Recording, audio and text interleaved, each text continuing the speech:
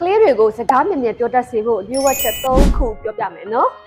နံပါတ်1ရိုးရိုးရှင်းရှင်းစကားတွေကိုခဏခဏပြောပြပေးပါဥပမာပြောရမယ်ဆိုရင်ကလေးနဲ့ကစားတဲ့ခါကြလို့ရှိရင်တခြားလေးကိုမြန်သွားမယ်တခြားလေးကို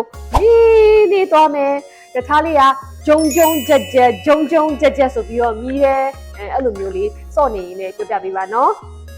နံပါတ်2ကကိုတနေကုန်လှုပ်ထားသမျှတွေအကုန်လုံးကိုလည်းသူ့ကိုပြောပြမယ်သူတနေကုန်လှုပ်ထားတဲ့ဟာတွေအကုန်လုံးကိုလည်းကိုကပြန်မေးမယ်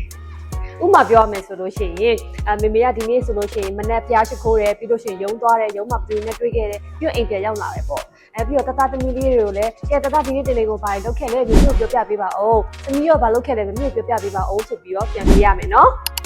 နံပါတ်3ချက်ကကလေးလေးစကားပြောတဲ့အချိန်ကိုခဏလောက်စောင့်ပြပါနော်ဥမာကလေးလေးကဒီရုပ်ကိုယူဖို့သူသွားနေရဆိုလို့ရှိရင်မမေကချက်ချင်းမယူပေးလိုက်ပဲနဲ့တသားလေးရဲ့သမီးလေးကိုမေးပေးပါတသားဒီရုပ်ကဘာလေးလဲသူဖြေလာမယ့်အချိန်ကိုခဏလေးစောင့်ပြပါအဲ့ဒီအချိန်ခဏလေးစောင့်တာကသူ့ရဲ့အုံနောက်ကစကားပြောဖို့ကြိုးစားနေတဲ့အချိန်ဖြစ်တဲ့အတွက်မမေတို့ဖြတ်ပြီးတော့မပြောလိုက်ပါနဲ့နော်